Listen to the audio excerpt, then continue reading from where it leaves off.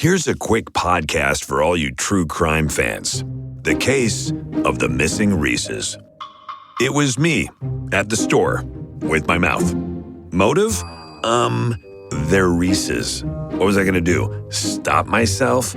Tune in next time to see if I do it again. Spoiler, I will. Wow, that had everything. Reese's, suspense, Reese's. Last podcast on the left is all about the facts. So when Southern New Hampshire University came on as a sponsor, it was time to do some research. Turns out they offer more than 200 online degree programs, and get this, criminal justice and psychology are some of the most popular. Classes have no set meeting times, and tuition rates are some of the lowest in the U.S. Want to learn even more about SNHU? Visit snhu.edu/last. There's no place to escape to. This is the last podcast. On the left. From your grave. That's when the cannibalism started. What was that?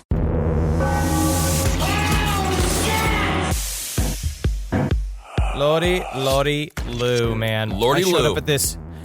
It was me with a friend, Billy Wayne Davis. It's a very funny stand-up comedian. Yesterday, he decides to, we're going to go to this, like, high times party together. Okay. Right? We thought it was, because for weed. Yeah, I got Right. that. Yeah, right. We're two mid-30s men. We were rocking it out. Sure. I had my firework shirt on. I was ready to go. I was ready to smoke free weed. Kind of a Katy Perry vibe, huh? Yeah. Okay. And we go in. I get all ripped up. Sure. Right before we go in, and we spark one before going in there because you want to make sure it's good and awkward. Well, why'd you get stoned before you go into the party? By the way, this is Side Stories, everyone. I am Ben Kissel. That's Henry Zabrowski. Why would you get stoned before you're going into a party to get stoned? That's like pre-gaming before you go to out. That's what you used to do in college with booze. See, you say that with booze. I view it more like food. It's like I'm getting appetizers before you eat. Think about that. You get a whole little meal before you supposedly are capital E eating. Sure. At capital D dinner, right? You have a bread. You have almost an entire loaf of bread. You Right. have a couple of buckets of baba ganoush. Ooh, and the butter. I like those little butter things, yeah? Do you do a whole pat? Sure. I'll go If crazy. you're putting it on a piece of, or are you trying to be conservative these days? Do you split a pat in two? Well, I'll put it, I'll take multiple, I don't know. I'll have a little bit of butter, not too crazy. But it was, so when we showed up at this high times party, it was like a high nightmare. We walked in. Really? Immediately, the two people, it was at this mansion, these security guards grabbed us. They're like, come this way. We're like, okay. We're high as shit. We're men that like to sit on our couches for the most part. Right. All of a sudden, we're filling out forms. So like, here's this form. I hate all the forms. I was like, why am I filling out forms? First of all, what am I supposed to be doing here? Is this some kind of like Weinstein-esque, we're all going to kill a girl in the hills party? And if it is that, it should be at night. Like, it shouldn't be in the afternoon in full view of the day.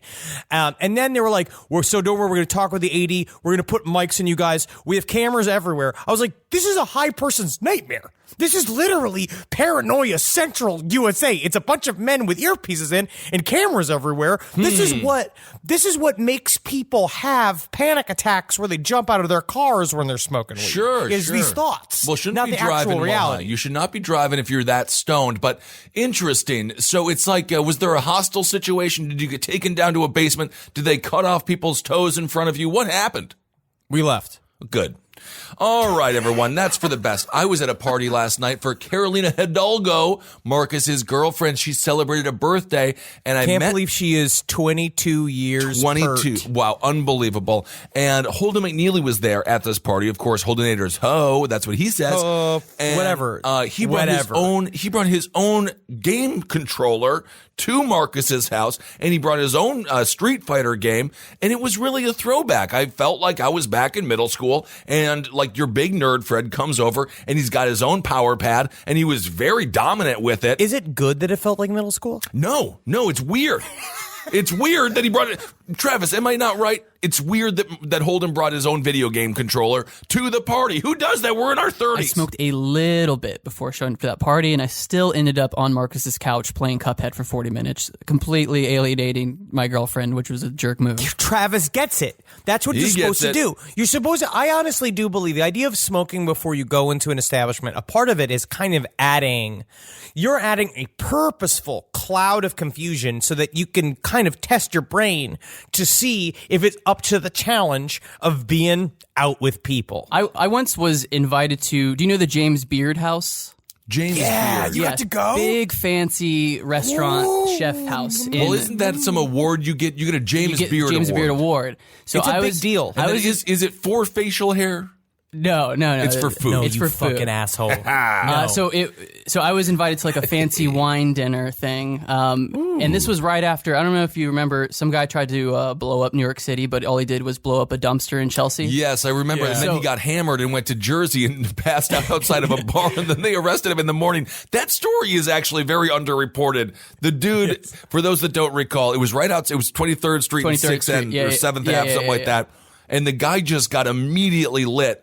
And that's a very bizarre way to get caught. So I was invited to go to the James Beard House, which is right around that area. Oh. And the day after an explosion in New York City is just like not the best day to loiter in the city. You don't want to look like because at the time were you rocking a big old backpack?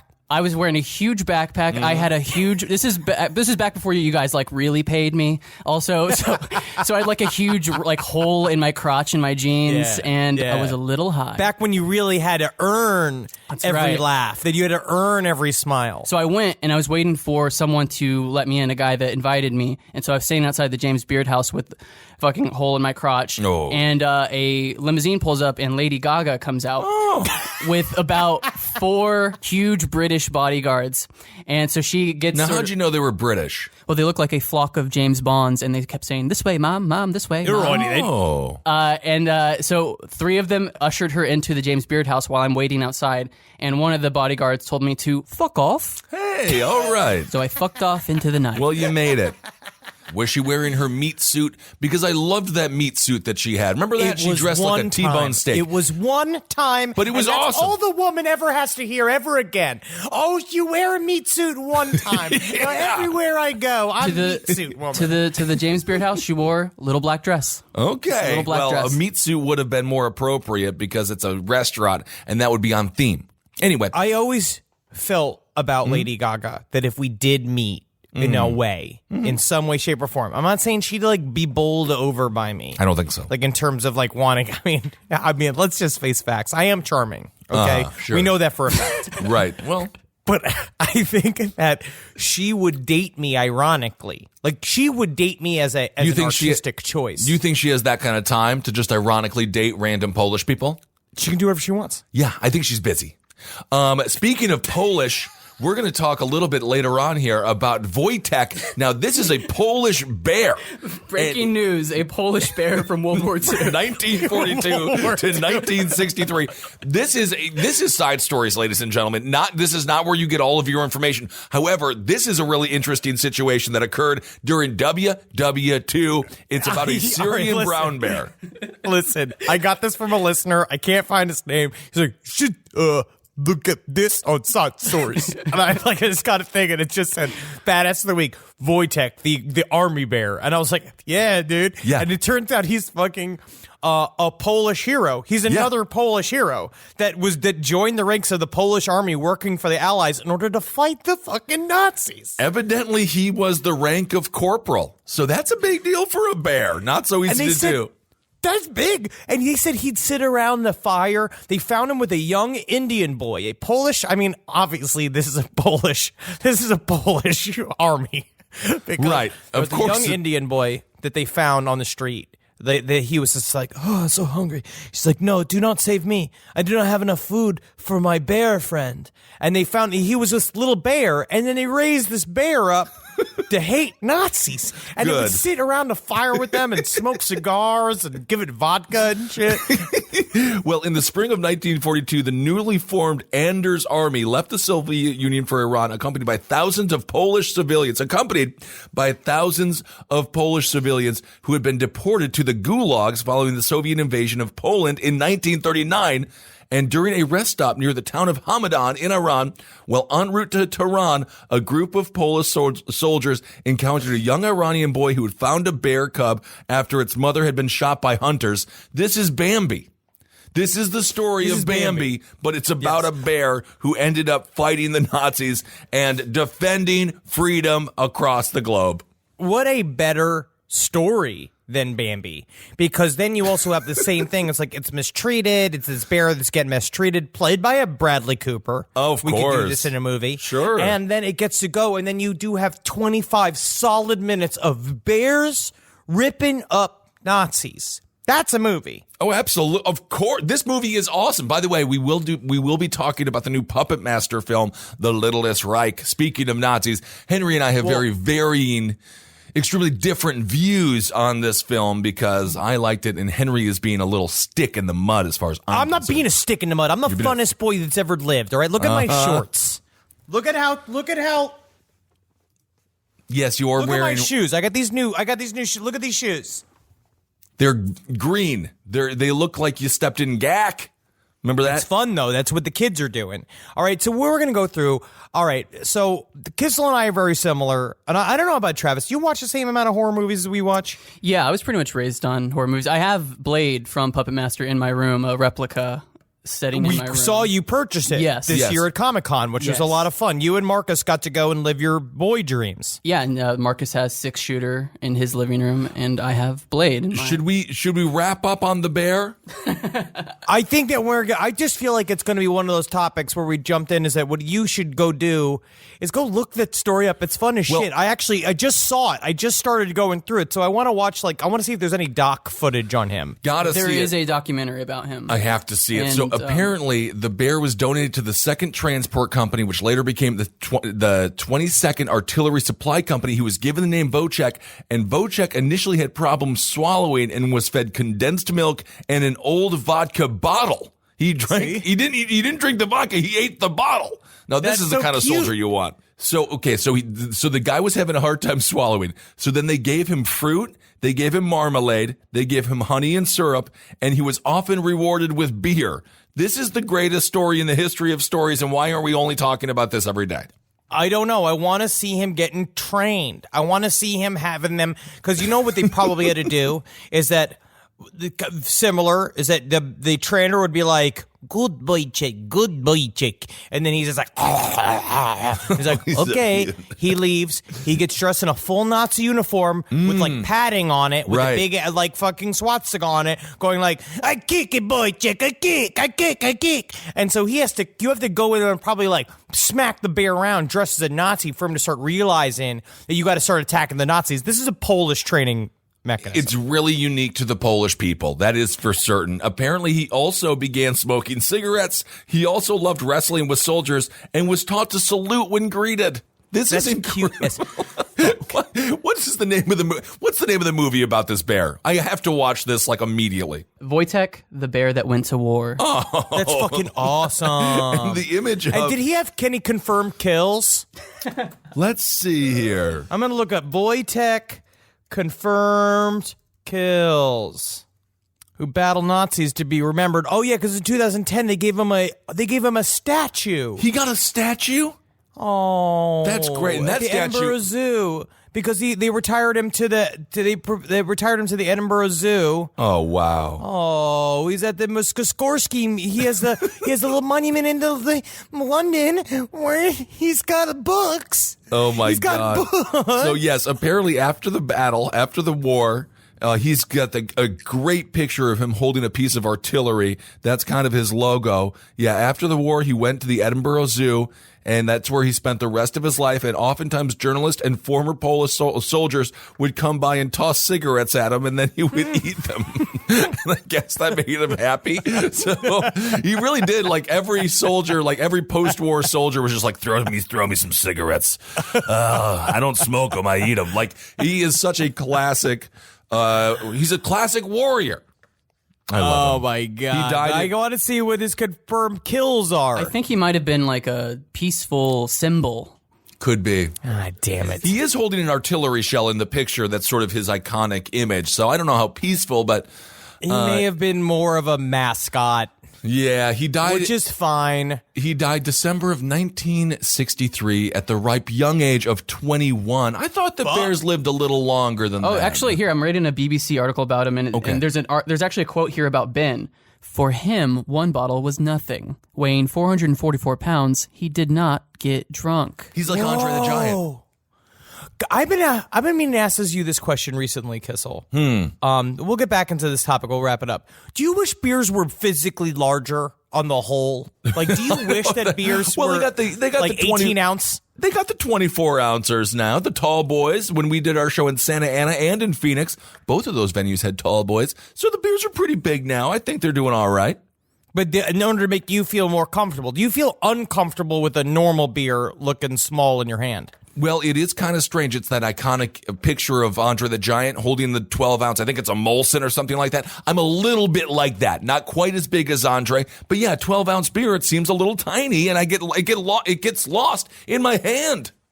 Yep, and then lost in your gullet. Yes, until I can no longer drink alcohol, but that's why I'm not going to the doctor. But I've noticed you've stopped carrying around buckets of beer. Yes, I stopped hauling my radio flyer full of booze. Yes, with my straw attached to it. This is my disposable family. yes, ma'am. Yes, you can have it. But yeah, that's actually very sad because it does look like Wojciech is not, like he maybe not have killed. Well, I think much. that's fine that he didn't kill. He's the Polish. Whoa, dude. He's the happy warrior. One thing that's fucked up is that all these are Russians too. If you look at the 10 deadliest snipers of World War II, they're all these are all Russians. Really? Shit. Well, most confirmed kills in American history in World War II is a guy named Major Ivan Sidorenko. Oh, wow. Killed 500 people. Now, is that we're just taking him at his word for that, or you document that, or? I don't know how. That's actually a good question for our listeners. I wonder. Can you tell? How do they confirm kills in the military? Well, I know in modern war they go like, "Yo, this guy looks like a suspect. Can I kill?" And then someone's like, "Kill him," and then they're like, "Check." But I'm not sure how it worked in WW2. Maybe something similar, but communication wasn't quite the same as it is now, obviously. So I don't know. What it says here, the first thing I popped up. 1 second. According to Chris Kyle, the sniper is a subject of the film American Sniper. What happens is this. Snipers fill out after-action reports that include self-reporting kills confirmed by a second witness. Interesting. So, wow, you do have to fill out fucking, like, forms. Right. Yeah, that movie, I watched the film. It's interesting. They did not spend any money on getting a baby actor. They got that doll, and that really kind of derailed the whole thing in some ways. That was the dumbest scene in film history. Kind of weird the way they did that. Very strange. All right, good. So that's a good segue into talking about horror movies of 2018. Yes. I think one thing that what's nice about this show is that we do have an opportunity to talk about what we're watching because people have asked what our fucking idiot brains are watching. And unfortunately, I spend the majority of my life watching. I'm not a big TV guy.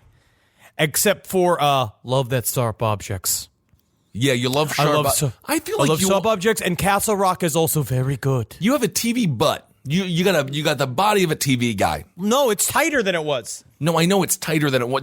It's an audio medium. You don't have to show it. Well, thank you, Henry. It's shockingly flat and strangely hairy. There's no reason to look at that ever again. It's bigger than it was. I've got more meat on it than I did. It's like a painting of a smoke signal. That's what your ass looks like. It's really bizarre. Definitely in need of help here.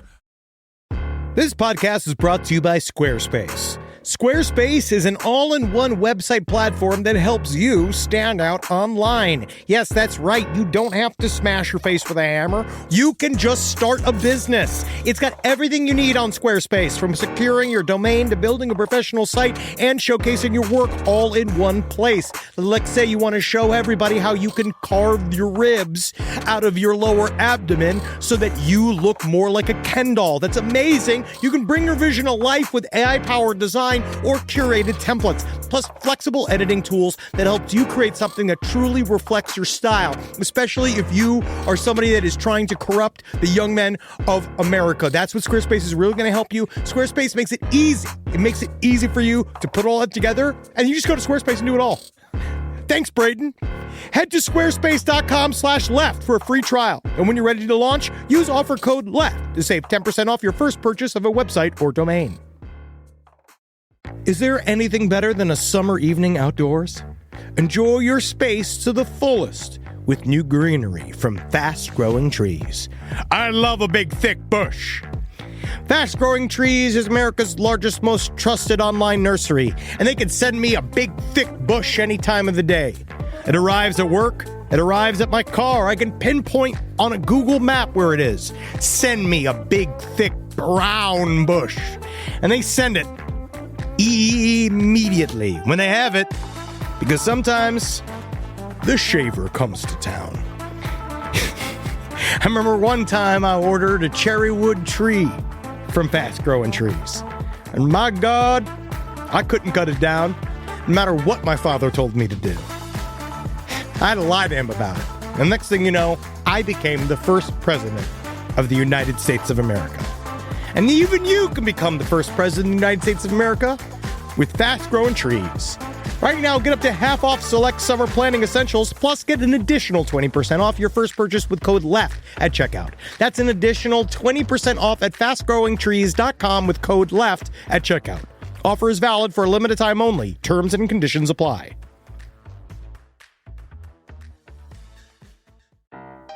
Hey there, everybody. Is your cell phone bill too much money? Are you getting that bill and you're like, hey, what is this? I can't believe for what? For 5G? Are you crazy right now? $100? I don't even barely got any bars when I'm just sitting in my living room, okay? You don't have to deal with that anymore. Are you ready for this?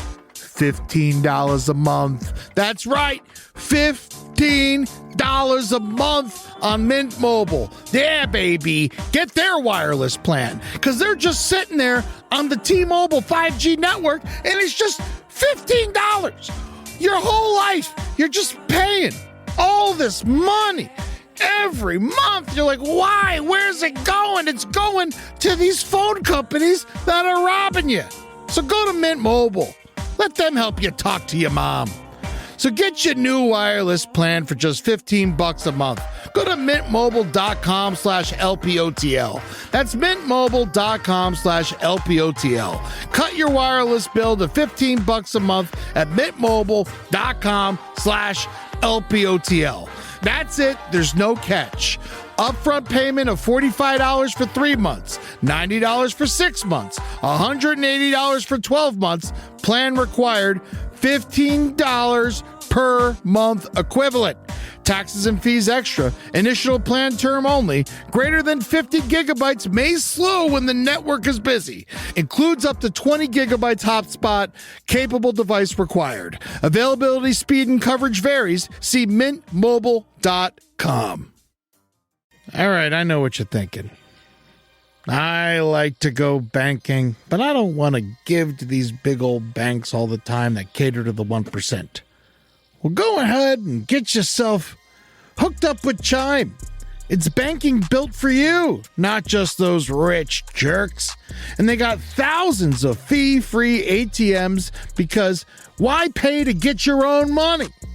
Chime is working for you, man. You get your Chime card, you're going to get travel perks, you're going to get into airport lounges, you're going to get those chicken thighs. You know, every time I go to an airport lounge, I get chicken thighs. And you know what I say whenever I see a plate of chicken thighs? Give me more. Chime's going to get you those chicken thighs in these lounges, all right? Sure, they could serve other types of meat, but why would you when chicken thighs are so delicious? Chime is not just smarter banking, it's the most rewarding way to bank. Join the millions who are already banking fee-free today. Head to chime.com/left. That's chime.com/left. It only takes a few minutes to sign up. Chime is a fintech, not a bank. Banking services for Chime Card provided by Chime's bank partners. Optional products and services may have fees or charges. Stated cashback for Chime Prime only. No minimum balance required. Checking account ranking based on JD Power Survey published October 20th, 2025. For more information on travel perks, go to chime.com/disclosures. But yes, no, but we watch a lot of movies. And Nally and I are two people that are, we watch every horror movie come down the pipe. I'll watch all of them. Because we've said before, horror movies are my children. Some of them disappoint me more than others. Right. Well, let's talk. This has actually been a fairly good movie, or good year for horror films. Hereditary came out, which we talked about ad nauseum. This is going to be a bit of a spoiler alert, but I want to talk about Puppet Master if we can get talk the about chance. Puppet Master, but I kind of want to rip through some of these. I was looking at the Rotten Tomatoes. They have their best and worst horror movies of 2018 by the Tomato Meter. Okay. Slender Man's off the list because it's PG-13. If you're going to make a horror movie about the fucking Slender Man and you don't want it to be stupid as shit, you make it rated R. Dude, I just watched yesterday on HBO. That's home box office because I have HBO. I just watched the documentary on Slender Man, all about the two gals in Wisconsin, Waukesha. And what ended up happening with them was crazy. Obviously, I'm sure everyone knows this story. They took their friend out to the woods. I think they called her Bella, and they stabbed her 19 times. She lived. But the two kids, they were 12 years old at the time, they both got tried as adults, which I think is crazy because they believe in Slender Man, and obviously they have the mind of a child. But they got sentenced to 40 years and 25 years in a psychiatric clinic because they're both considered cuckoo bananas. That's the official term that the court gave. But I just feel like they were 12 years old and they believe in Slender Man. So how are they adults? But they're not playing that Slender Man movie in Waukesha because they're concerned it's going to trigger too many people. Sure, I can see that. They also tore down the woods where the stabbing happened. They tore down like 5 acres of woods. I was like, what is that? What is happening? It's Wisconsin. It is like the end of Fern Gully. Yes. But Fern Gully, they did not know that a girl was murdered there. And then they're like, why are they tearing down our beautiful wood? Well, that whole case was so crazy. If you get a chance, watch that documentary. It's really sad, actually. But I have a very controversial opinion that I believe that it's like, 6 of one, half a dozen of another. The main girl that kind of was the spurring of the violence, the girl that got the longest sentence, her father truly was sick, had schizophrenia. She did too, I think, yeah. I think they told her that she did because that's how she was acting. I think she learned how to behave that way from her father and learned that it got her. I think that it's a weird sort of chicken and egg kind of scenario where she faked being crazy, but actually that makes you crazy. You know what I mean? Where she was mimicking her father's symptoms and using it as a way to get out of any culpability for her crimes because she was curious about stabbing this little girl. And then she flipped it. Like, I think she was just she was kind of cunning, and it's actually really good for her to go into a hospital now. Because this is like to me, it's like if you found Ted Bundy early. I guess so. But at the same time, I'm like, the judge was like, well, the crime was so brutal that has to mean that they're adults. I'm like, they believe in Slender Man. They believe in creepypastas. They're children. I just don't know. 40 years, and I think that might be a little bit over sentence in my personal opinion. And of course, the gal did live, which is a big deal. When are we going to get a Disney princess that believes in the Slender Man? I don't know when that's going to happen. Representation I'd do it. I would watch that movie in a heartbeat. Cinderella going through her goth phase. I love it. Winchester is not good. Winchester's not a good film. It's a little bit too slow. The original, again, it does the same thing where it takes the original story that is actually very sad and very touching and very spooky dooky, and they fucking make it into an action film in the third act, and there's no reason for it. Okay.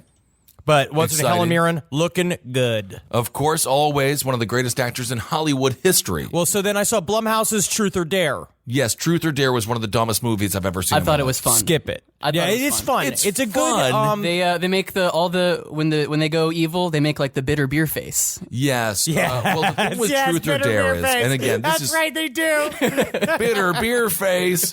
That's how you know they're scared. The thing about Truth or Dare, and this is a spoiler once again, some of the dares just don't match up. So one dare will be like, drink a bottle of vodka and walk around the roof of your house and then don't fall. And then the other dare is like, have sex with your friend's boyfriend. Okay. Like one is more difficult than the other. And then she was like, I can't believe I have to do it. I'm like, just make it a threesome or something. But and it's like, that is not a difficult dare. What I liked about that guy too is that he really only benefited from the entire scenario. That one main dude, because he kept going like, oh, it says we have to sleep together. Oh, man. I do.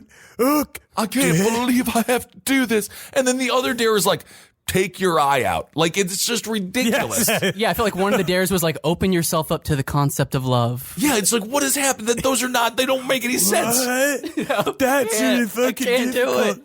That movie was so ridiculous and so stupid. But just so you know, so I'm going from the bottom up. That's what this is what this is telling me. The Cloverfield Paradox was fine. didn't see it. It was fun. It's an anime movie that they sort of made into a Cloverfield movie, and I was fine with it. All right. The remake of the movie Inside. Don't watch it. Watch the original. The new Insidious, The Last Key, was fun.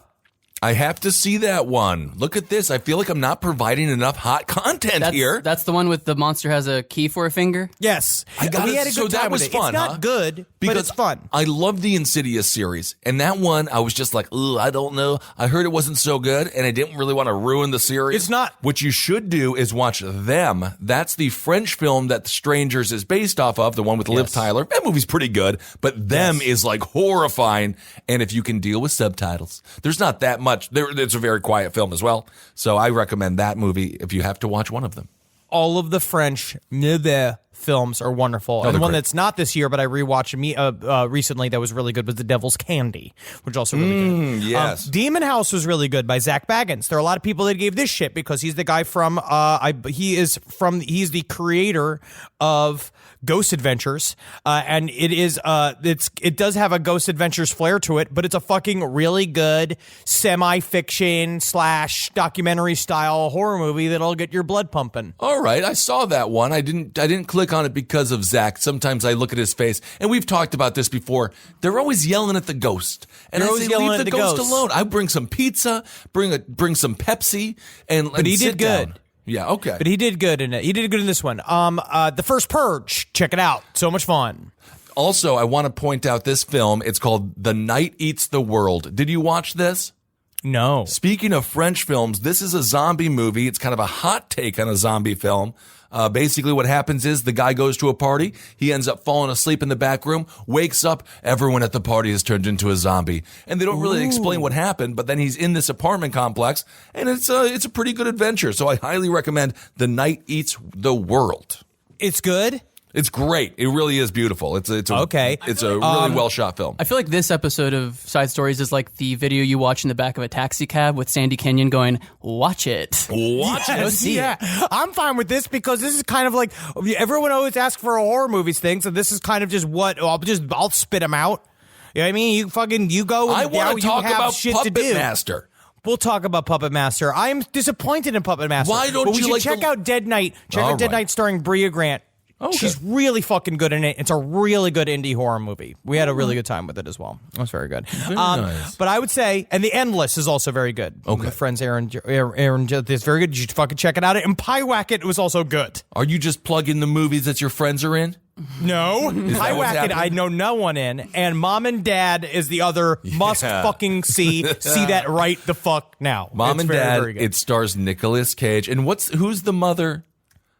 I don't remember. I forget the name of the mother. Maybe we could find that out. And to be totally honest with the audience, mom and dad, there's a virus that stops, parental brains are like, I have a child and I have to love my child because just biologically I have to. But there's a virus that says you don't got to love your child anymore. So all of the rage that parents feel, Selma Blair, she was awesome. So she's great. She's so good. Also too, and I didn't realize that it was done by the director of Crank and Crank 2. That makes a lot of sense. That is why it's so fucking good. Yes. So basically, it's like the brain, like all the rage that parents constantly have for their children, that's 100% there. And the little stop that parents usually have, being like, can't kill my kid, is totally gone. Nicolas Cage, when he tries, he is one of the greatest actors. And I'm not even being sarcastic. He is one of my favorite actors in the world.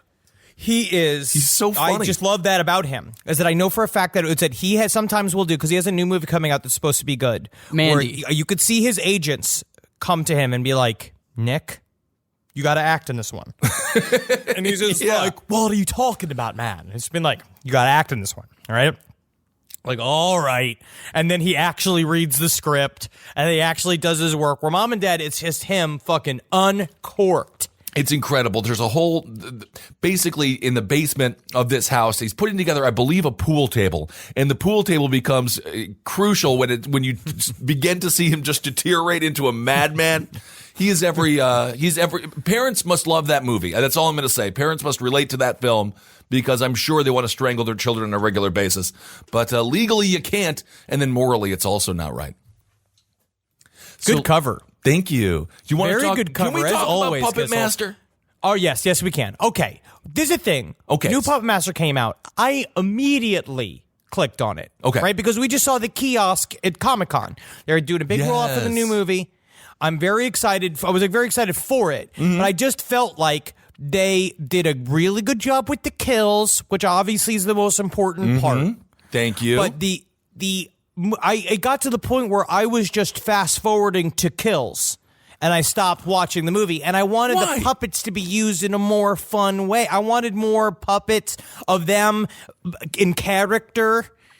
So, okay, this is, first of all, what's the name? The main actor there. Thomas Lennon. What's his name? Thomas Lennon. Thomas Yeah, Lennon. and we see him have a sex scene. It was like a movie written by 45-year-old writers that wanted to see if they could get other girls to take their shirts off in front of them. There was a little bit of that. But is it possible, Henry, that you are envious of the role Thomas Lennon received because he is also a sketch performer?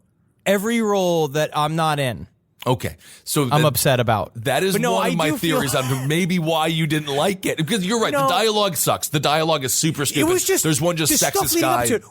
But that's a common problem with the Puppet Master series. Right. Is that for some reason, it's always the stuff leading up to it. But the thing is that the other series, what I do like is all the puppet shit in it. So as long as you ladle it thickly with puppet shit, I'm great. But there was so much puppet stuff. The first Puppet Master is like an hour of no puppets. Well, that's true. Yes. The first Puppet Master is like, get on with it. It's like models from a Colors of Benetton ad talking about how they're psychic in a hotel for an hour. Yes, for like an hour. It sort of falls into the first Hellraiser, which I do love, but that's another movie where I'm like, come on, let's fast forward a little bit. But this movie jumped right in. The first Hellraiser is an excellently made film, which is why, because for me, the tension holds. The tension goes in Hellraiser, where in the Puppet Master, it's a little bit less, like, it's just a little bit, especially the first one. And in this one, it was like, I honestly just wanted more. I just don't wanted more. The kills were fantastic. Basically, for those that haven't seen it yet, I recommend it. And there really is no spoilers for this. It's such a stupid movie. But you just should watch it. I mean, obviously watch it. Give them their money, because the puppet, there should be more made. There should be more Puppet Master movies made. There should always be one. There should be one every 3 years, as far as I'm concerned. Sure. But just like, I definitely want to pitch to write one, because I have one locked and loaded in my head. I love it. So it's the 30th anniversary of the Toulon murders. And so they go back to this hotel. They go to where the murders occurred. And so it sort of plays like that. And we find out all of the puppets, they're very into Nazism. They are Nazi puppets, to say the least. And they kill the gay couple. They kill Jewish couples. And they really are very predatory. And I thought that was interesting. And then you say, I hate these puppets. And the only thing I would have liked to see more is a little bit of the people's revenge on these horrible things. I will say is that what's hard is that like it's weird with the Nazi thing because I still like the puppets. I guess it's mostly the way they twist my own guts, where they're trying to tell me that like, oh, I'm supposed to hate these puppets because they're Nazis, and yeah, I do hate them because they're Nazis. But I like the puppets though. They're also puppets, so it's kind of funny. Are the puppets the bad guys again? The puppets are the bad guys. Yes, because they kind of reverted back to being semi-good guys, which is what I liked about them. That's what I liked about Puppet Master is that they start off as cherubic serial killers, but then they start fighting demonic toys and aliens and war criminals. See, Kissel, this is what I'm saying. No, I know that, but this is the reboot. This is what I'm saying. But Kissel, they can do it again. Kissel. They had to restart. This is the restart. It's 68% on Rotten Tomatoes, not good tomatoes, which is high. That is a paid-for number. No. Yes. House of a Thousand Corpses, which I watched again last night, 17%, which I think that should be higher. But what did? House of a Thousand Corpses. 17%? No one likes, I was thinking about this last night, no one likes Rob Zombie, and I just don't know why. Like, people hate him. It's become cool to hate on him. But why? White Zombie was great. Rob Zombie was awesome. And then his movies are fun. I just don't get it. Straight up, I'm gonna say fucking jealous. You're jealous of his whole life, and he figured out he rigged the system. Because Rob Zombie, White Zombie is essentially a natural extension of Monster Mash. Right. It's Monster Rock. The man's lived his whole life like this. Oh my God. House of a Thousand Corpses. I guarantee people don't like it. I'm gonna say straight up for the same reason people didn't like my character special, which is because you got an opportunity to make something, right? And so there was a time period, it's like when we got the character special, it was like, we're going to put every single bit, we're filling this with every idea we've ever had because I don't think anyone will ever ask us to make anything ever again. That, of course, which is true. The character special, you can watch that. It's still on Netflix. I was in it with Jermaine Fowler playing his manager. I did have lines. And I was cut, but that's okay. That's okay. This is an issue that has been solved. Speaking to being jealous of Rob Zombie, I think that's true because Spotify suggested Rob Zombie's cover of Helter Skelter, and it's fucking amazing. And then I just saw that he has another House of a Thousand Corpses sequel coming out called Three from Hell. Yes, of course. With the Captain Spaulding which gang. I follow Mr. Mosley on Instagram, and I don't know what's going on with my man Captain Spaulding, but he's looking a little bit a little thinner these days. I hope he's doing okay. I don't think I don't know if he's doing well. I hope he is because Sid Haig is my favorite, one of my favorite horror character actors of all time. I hope he will do better. I hope so too. But just finally with Puppet Master, and then I want to keep on talking about Rob Zombie. Puppet Master was there's a great kill. Remember that? I think, was it Pinhead or what's the name of the guy who has the spinner head? Jester. Yeah, that was the thing, is that they missed certain ones. Because Natalie said the same thing. She missed the lady puppet. Yes. That would squirt out the shit out of her mouth. 6-Shooter also was not in it. There was a couple of puppets that I'm like, where are these puppets? Oh, so Leech Woman is not even in this. Leech Woman. There's a lot of people. There's a lot of puppets that are not in this one. They made mistakes. This is what I'm saying. They made mistakes. They left opportunities on the table. And what you got to do is you got to figure out how to milk as much opportunity out of that big fat fucking cow as you can, and which means you use 6-Shooter. You have a grunt. And I wanted to see them have funny little interactions. I wanted to see them kind of like living their little puppet lives. It's to be continued, not to be a super spoiler here. That is a big spoiler, but it doesn't matter. Once again, it's one of the dumbest movies ever. But it's to be continued, so I'm thinking they're going to bring those puppets in for the next one. It's fun when the puppets try to act. Like there are certain scenes in the Puppet Master movies where like the puppets will hug or like they'll make like a whimpering noise. That's what I'm here to watch. I want to, because you know what it is? It's like, listen, I also like I like kills. Like most things make up kills, like the movie Upgrade, right? Oh, I thought Upgrade was awesome. But I did feel like Upgrade had problems, but the thing that made that movie make me want to go see it again is the fucking kills are so fucking righteous in it. Right. That's what I want. So, but the problem is that the puppets are too juicy in order to just use them as vessels for kills. Like they need to be explored more. Yeah, I need a Puppet Master movie that straddles the line between Last House on the Left and Lamb Chop. Yes. All right, I could go for more puppet interaction, but overall the kills were great. And when I think it was Jester, went inside of that woman who was pregnant and then birthed out of her and then took the baby. I'm like, this is one of the craziest things I've ever seen. And it's Natalie so like got up to leave. That was just like, I'm like, she just checked out. She got up to leave, and then she just heard me in the room go like, "Yeah, you." And she came in to just see I paused it on the fucking puppet holding the fetus in her hands. I thought they were going to call back to the fetus. I think they might raise the fetus. Is that possible? As a puppet? I don't know. As like they're going to be, maybe the guy is going to raise it as like his underkin or something. I don't freaking know. But something could happen. Ugh, underkin. Anyway, Rob Zombie. He's got the movie coming out. What is it? The Devil's... 3 from Hell. 3 from Hell. I'm so excited. I'm so excited. I'm so fucking excited. It looks like they're having a great time shooting it, judging by Instagram. So this could be a big comeback for him. He unfortunately, I mean, it's just one of those. It's like Rob Zombie has my money. Always. Right? Like I subscribed to Shudder. 31 was a little bit of a stinker. But everything else I've enjoyed, and I'm ready for it. I am prone. I'm lubed. I'm gaped. And I am ready. Oh my goodness. Get an eggplant in there. Why is it, Henry Zabrowski? Halloween. I know they have a new Halloween coming out. This one is approved by John Carpenter. At this point, John Carpenter's just happy to not be in a coffin. Yes, well, I hear he's a great musician and a wonderful guy. He's like a rock star. Yeah, he's a rock star. He's great. I fucking love John. I mean, let me take it back. I love John Carpenter. Very good. I can't wait to turn 65 and like reinvent myself as like a fucking horror keyboard rock star. He's rock. That motherfucker has figured it out. But evidently, he's figured it out. Evidently, he did not like Rob Zombie's version of Halloween. And I get this all the time. It's one of the more controversial remakes, but I thought they were good. And I don't know why people hated them so much. This is the hill that we will die on, Kissel. Because there are many people that do the same thing. And I've had people get unreasonably, I mean, why I even say unreasonably angry? It's the fucking internet. Right. But people do get unreasonably angry about even me having defended Halloween on other things and talking about this. I love his remakes of Halloween. They were good. Because he truly loves it. He truly loves Halloween. Mm-hmm. And he tried to expand it in a way that was fun. I like the idea of going the mythos way.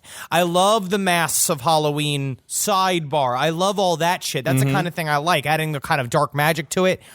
This one's going to be another, like, I am interested to see Jamie Lee Curtis in this new one. Yes. But Mike Myers, I love him. I mean, obviously, he's your patron saint.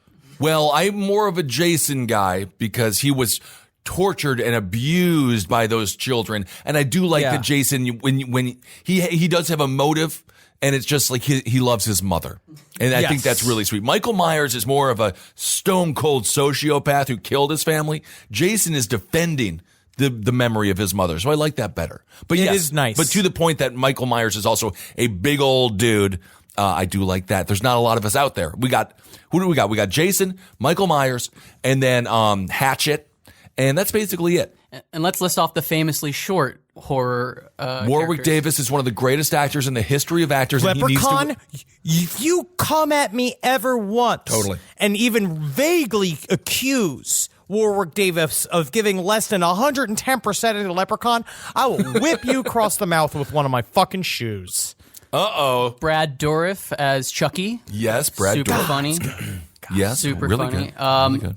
All of the puppets from Puppet Master, the shortest horror actors in the game, possibly. Yep. Love them. Mm-hmm. That little gnome creature from that Stephen King movie where the Cat's Eye. The Cat's Eye. Oh, yes. Sure, Cat's Eye. Sure. It's a good one. I like tiny ones. Cat's Eye is good. Casper. Whatever Casper did to be he forced. doesn't weigh anything. Can we just... Hopper from the movie Bug's Life. Very scary. Well, he's a little grasshopper. Is he a grasshopper? He's a grasshopper. They're villains. He I was watched the Bug's villain? Life. Yeah, I watched it on a plane for some reason. I don't know what was happened. Was he John Lithgow? Was that John Lithgow's character? Ooh, maybe it was.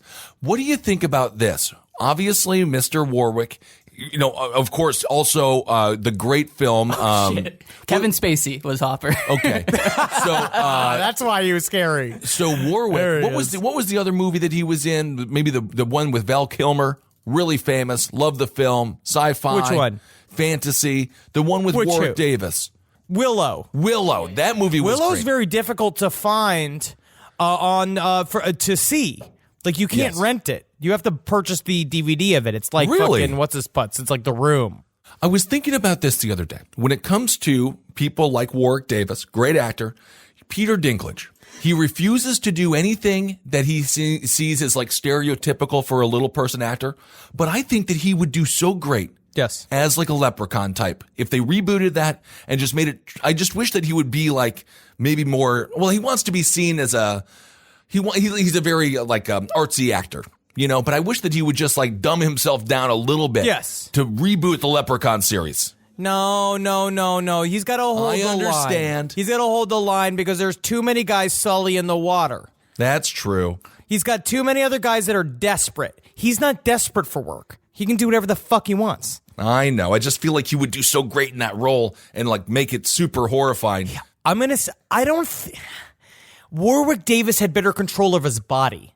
I don't think Dinklage has the same control of his body. I don't know. I haven't watched a lot of Game of Thrones, so I need to really see what he could do physically. I would prefer like a young like child, or if you could do a female reboot. You could, of yeah. Leprechaun.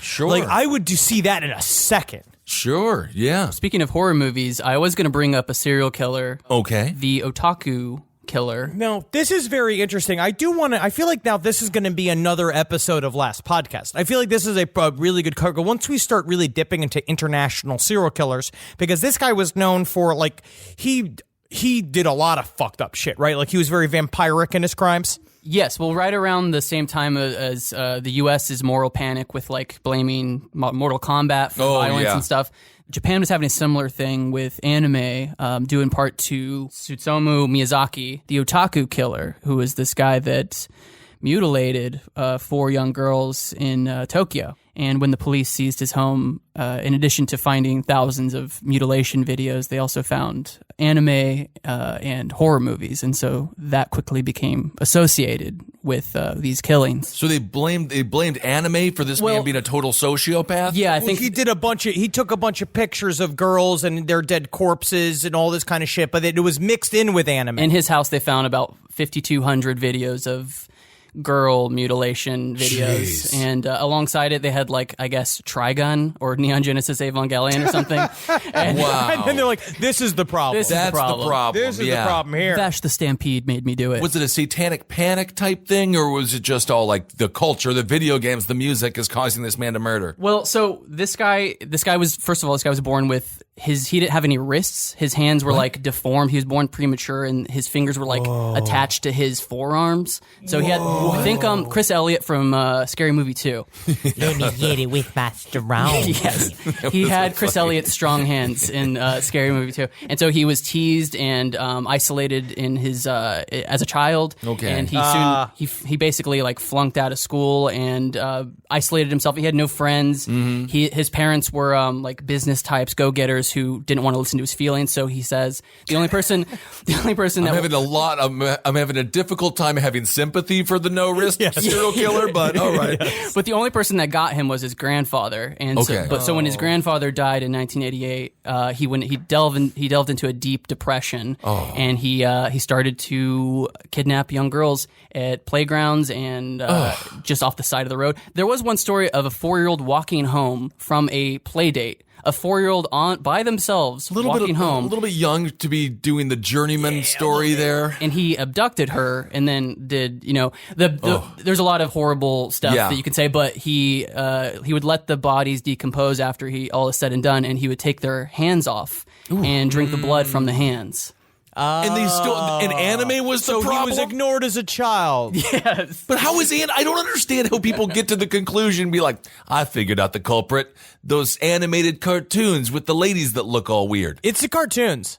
My love of anime is what I probably keep the most private. But I don't love the most of it. But I don't love the more obscure stuff. I like whatever I've seen, but I don't know what to check out all the time. I don't really understand the whole anime culture because it does seem to have this dark side to it. No, it's all been faked. No, that's not true. It doesn't. It just got porno. There's porno parts of it. I see. I think I almost welled up. Like, I almost started to tear up once when I was describing how important Dragon Ball Z was to me, to Sarah.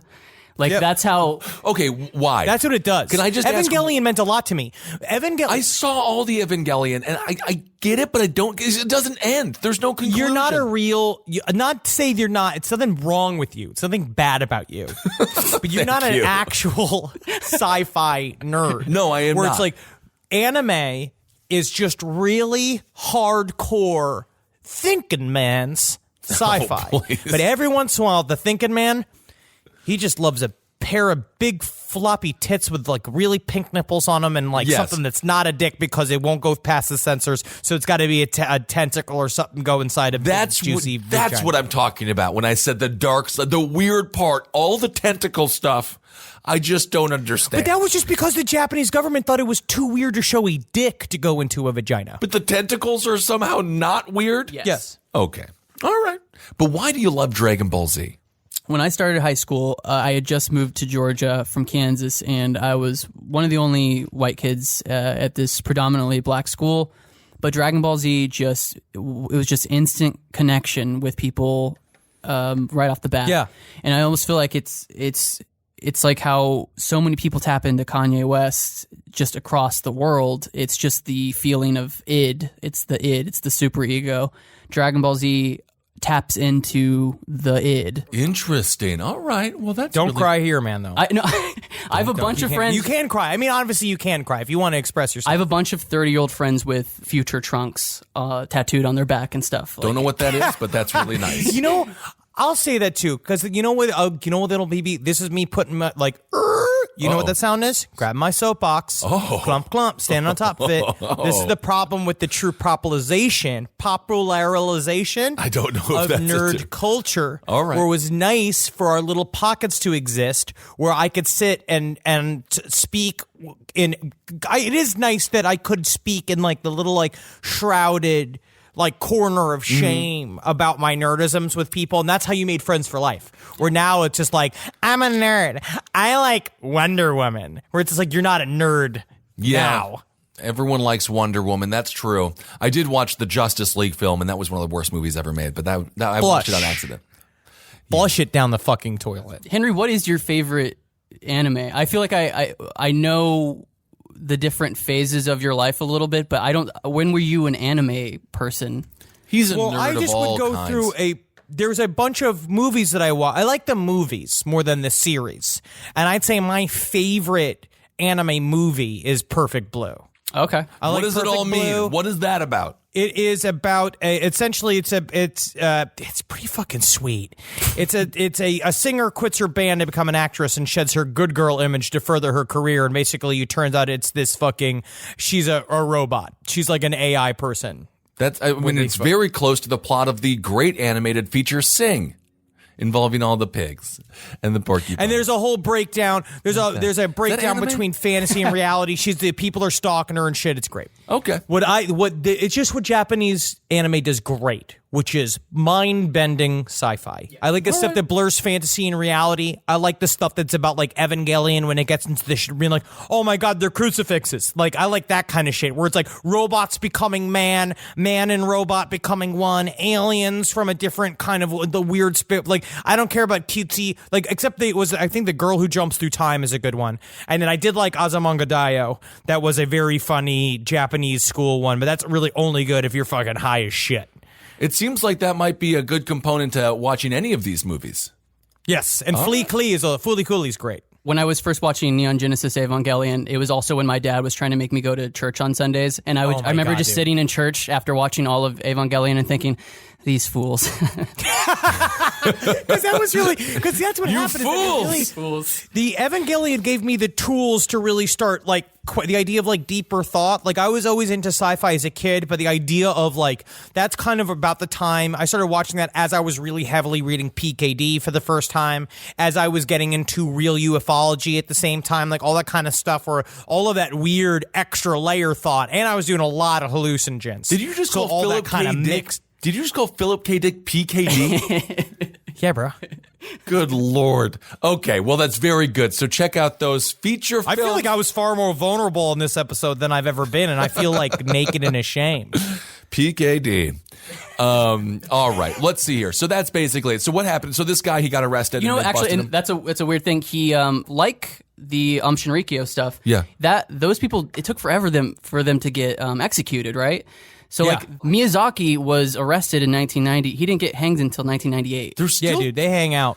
Well, that's what we learned from the series I Am a Killer, which was very interesting. Yeah. You can sit on death row in this country for 20 years, and it's great, apparently. Like, basically, if you're already going to be in jail for the rest of your life, you might as well just murder your cellmate, and all of a sudden you're on death row, and you are getting better food. I don't think that's true. It's solitary. It's pretty horrible. But they say it's really quiet, and it's respectful. But it's not, but it's sensory deprivation, and we're human beings who like to interact with others, and then you just slowly, you're buried to death. You're buried alive, basically. That's they hang out with the other death row guys, but it seems like those guys are either like, it's kind of a real mixed bag of nuts where you get down there and it's just like, one guy's kind of cool, one guy obviously maybe regrets what he did, and then like every once in a while it's like a Jeffrey Dahmer. Yeah, it's a living hell. It definitely needs to be reformed. I don't want to go to death row. Don't do it. Go to jail. No, you just recommended that people do it. Just don't do it because it's a nightmare. And there are some people who commit crimes, and because you have automatic appeals, it lasts 10, 15 years, and they'll be like, just get on with it. Stop appealing my case for me. And they're like, no, I'm sorry. We have to constitutionally appeal your case. They're like, God damn it. Yeah, just let live in hell. End. Yeah. And now they're killing folks with fentanyl. In what was that? Nebraska. One last detail about Miyazaki is that at his trial he claimed that it was not his fault that he murdered these women. It was his alter ego named Ratman. Get out of Ratman. We're doing this episode. We're going to be doing this whole thing. This is fantastic. And during the proceedings of the trial, he could be seen drawing Ratman. Oh my God! This is. You know, I never thought I'd say this, but we can't trust folks with no wrists. You know, that's just not. I mean, don't say that because I'm certain that there are folks with wrists don't have wrists that are normal, and they do good, clean jobs like putting their hands down pipes, trying to clear drains and stuff like that. Absolutely. No, I don't want to malign the wristless.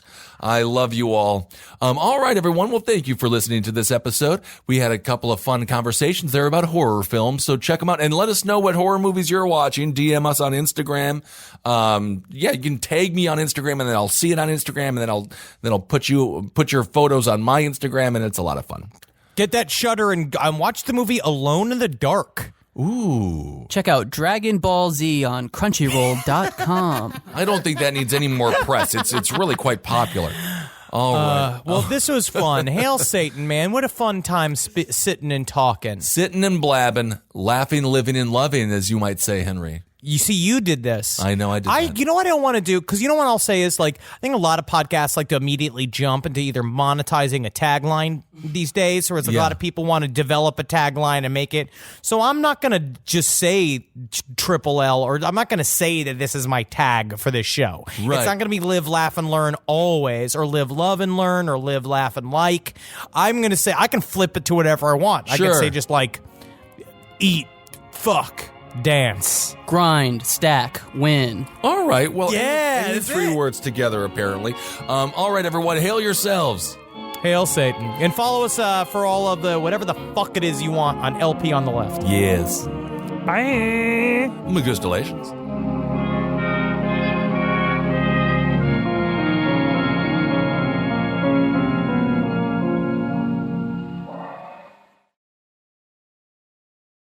Adventures don't always go as planned. One minute you're cruising in your RV, the next your tire hits a massive pothole. Progressive is ready for you when the unexpected hits, with excellent claim service for your boat, RV, and motorcycle. Plus optional coverage like roadside assistance and on-the-water towing. Visit Progressive.com and make sure your next adventure is unforgettable, for the right reasons. Progressive Casualty Insurance Company and Affiliates. Not available in all states or situations. Coverage is subject to policy terms and limits.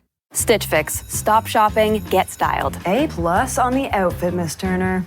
You are about to slay parent-teacher conferences. Oh, these? Just the most perfect fitting jeans my stylist sent me. Oh, hello, you, who didn't set one foot in a mall and still looks amazing.